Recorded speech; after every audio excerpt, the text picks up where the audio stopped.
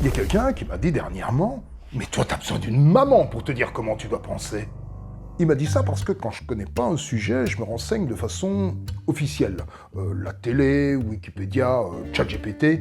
Je me range du côté du consensus global, le mainstream. J'écoute pas trop les gens autour de moi, même s'ils m'assurent qu'ils savent ce qu'ils disent, parce que c'est souvent des opinions émotionnelles, des témoignages perso ou des trucs qu'ils ont lus je sais même pas où.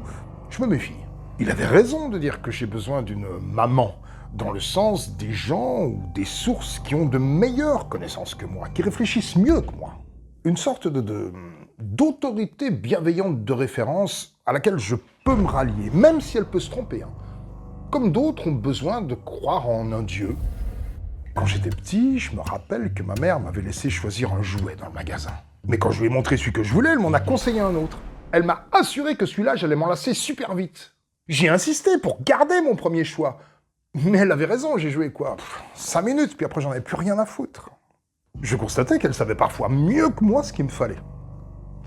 Bon, c'est peut-être le métier des mamans, savoir mieux que ses enfants ce qui est bon pour eux. Elle m'a expliqué une seule fois pourquoi je devais ranger ma chambre. Elle n'a jamais eu besoin de me le répéter, parce qu'elle a réussi à me faire comprendre pourquoi c'était mieux de vivre dans un endroit rangé que dans le bordel. Des copains prétendent qu'un verre de vin par jour, c'est bon pour la santé. Mais l'OMS dit le contraire. Mais j'y connais rien, moi. Et j'ai très envie de croire mes copains, parce que je suis pas aveugle. Je vois bien autour de moi qu'il y a plein de gens qui boivent tous les jours et qui sont en pleine santé. Mais j'ai quand même l'impression que l'autorité bienveillante de référence, donc ma maman, c'est plutôt l'OMS que ma bande de potes. Oh, je peux me comporter comme un rebelle et tout remettre en question, comme si j'étais plus malin que tout le monde. Parce qu'on va pas se mentir, ça fait du bien à l'ego. Mais je suis même pas capable de choisir le meilleur jouet. Une Rolex, un sac en peau de serpent, une agrafeuse en or. L'enfant que je suis, il a bien envie de se louer une Lamborghini pour le week-end. Mais sa maman mentale, elle lui rappelle quand même que pour le même prix, on peut acheter une Clio. Et toi, comment tu fonctionnes ? Est-ce que tu as aussi besoin, comme moi, de maman virtuelle ?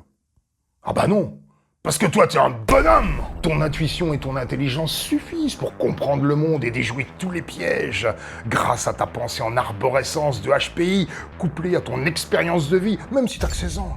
Bravo. Tu m'impressionnes.